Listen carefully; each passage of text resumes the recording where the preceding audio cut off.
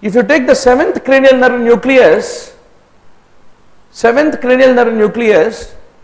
those fibers which are serving the upper part of the face, when these fibers are originating from the nucleus in the facial nerve nucleus in the pons, they are represented by both the sides cortico-bulbar fibers. So if there is any interruption, upper motor neuron palsy of the facial nerve, then upper part of the face is spared, whereas lower part of the face is supplied by, suppose if the right side lower half is there, in the pons nucleus it is innervated by the left side cortex, say fibers will come and innervate it. So the UMN for it is there in the left cortex. So even if there is a unilateral denervation, then the contralateral side lower half only is involved but not the upper half. Upper half is spared. Okay. So you found somebody who is having the dribbling of the saliva on only the right side of the face. What does it mean? There is an infarct in the left side cortex, motor cortex. Whereas somebody had both right lower and right upper face involved, then he is having a facial nerve, lower motor neuron type of injury on the ipsilateral side. So that both the upper and lower are lost if the facial nerve is lower motor neuron type of injury like Bell's palsy is there. Okay, doctor. Now, arm abduction beyond the first 15 degrees, which muscle is important? Deltoid, which is innervated by the axillary nerve. Now, shoot me an answer, doctor. Out of these, all are branches of the lateral cord of the brachial plexus, but not which one? See, you're all NEET PG compliant aspirants. Ulnar nerve, that's right. Even our online students also agree with that. They are saying ulnar nerve, that's good. Ulnar nerve originates from the medial cord, is what you have to basically remember. Now, distal phalangeal flexion at the distal interphalangeal joint is mainly because of which muscle? Typically, proximal phalanx, middle phalanx, distal phalanx. God has given us beautifully 3 phalanges. What lead to proximal phalangeal flexion, doctor? Interossei, innervated by ulnar nerve, and lumbricals. And flexor digitorum superficialis innervated by median nerve. Flexor digitorum profundus innervated by median and ulnar nerve. The ulnar side is innervated by ulnar nerve. Radial side is innervated by the median nerve. 2 halves of the flexor digitorum profundus, you know the innervation, no? All these 3 are required for our proximal phalanx to flex at the metacarpophalangeal joint. Whereas middle phalanx only do not require interossei and lumbricals.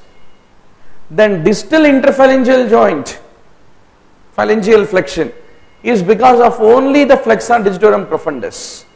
So that is the main difference between which muscles are involved in flexion at which levels. All the 3 are required for the flexion in case of proximal phalangeal flexion.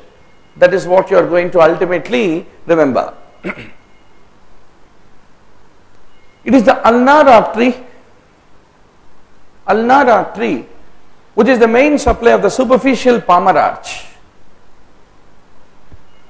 It is the scaphoid bone, which typically is fractured because it is the one which transmits the force from the abducted hand directly to the radius. That's the reason scaphoid fractures are very, very common. Now, it is the lunate dislocation which is known to produce carpal tunnel syndrome, which lead to the injury of the median nerve, the dislocation of the lunate, which is the part of the carpal tunnel. Then who is innervating the space, the web space of the thumb area? It is not the median nerve, it is the radial nerve, which is the one which is basically innervating the web space of the thumb, is what I want to underscore to all of you. I hope my voice is clear for our online students. If it is not loud enough, please punch it. Is it okay or not? We will try to raise the voice.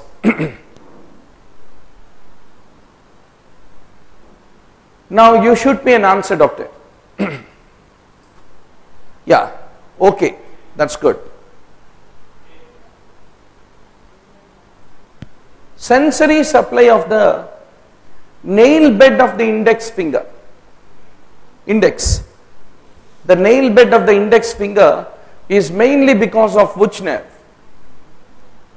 Very good, our Anantapur students shoot the answer as superficial branch of the radial nerve. How many of you agree with that? Any other imaginative answer? NEET PG is all about 20 questions anatomy. You are in deep jungle. Yes, doctor. Who will give me the correct answer? Now it is the time, small books will be there, no? You put in mixie, prepare a nice strong anatomy juice, physiology juice and drink. So all small kutti books will be there, no? Single liners. It is a time to read. Those books, there is no way. Okay, we get an answer from Vizag as median nerve. Anybody like to bet? Hand and innervation, you also agree with median, right? That's right. It is the median nerve, as rightly said by our Vizag students. Even Tirupati was clean bowled like Anantapur, considering deep branch of radial nerve. Now, which is the key stabilizer of the knee joint? It is the anterior cruciate ligament, which is considered to be the most important stabilizer of the knee joint, which will prevent the posterior movement of the femur on the tibial plateau, is what need to be remembered. Whenever there is an inversion of foot, then what is the commonly injured ligament is an important question. This is not my voice.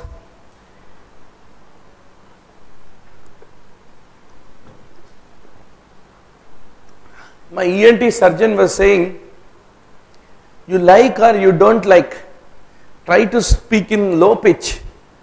So all the past 2 days was training on how to speak low, but very difficult to speak low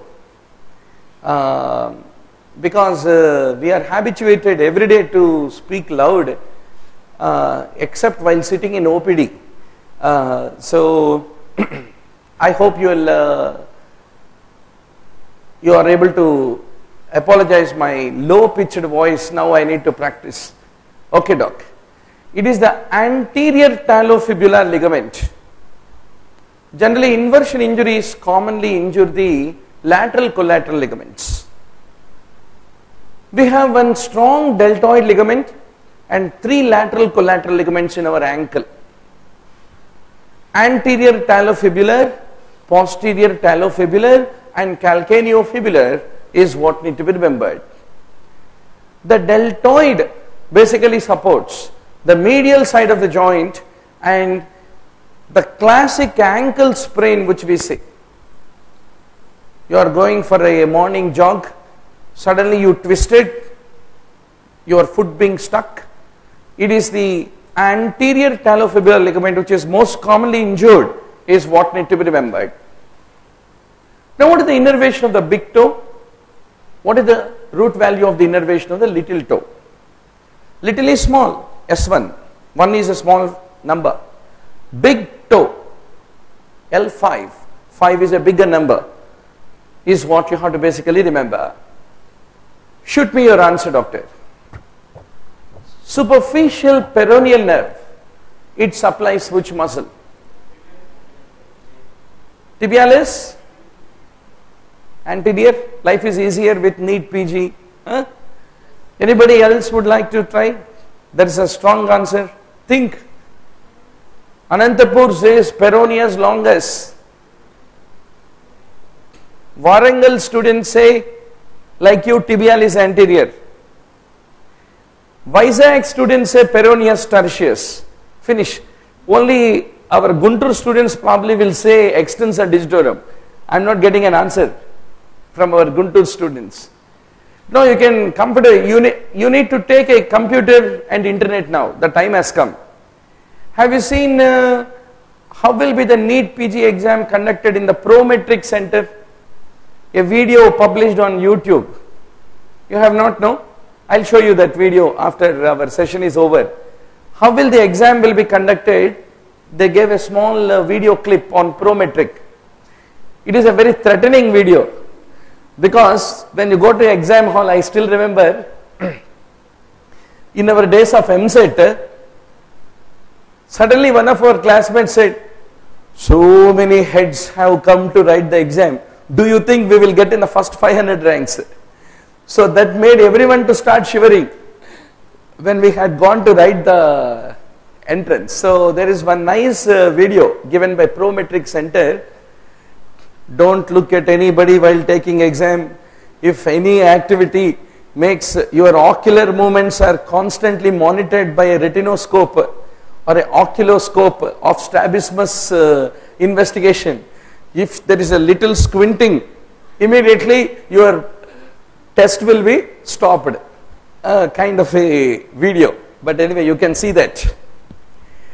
Alright doc, we'll open up the answer. Anantapur students get a big clap, very big clap of peroneus longus is what we have to basically remember. Flat foot is mainly because of laxity of which muscle?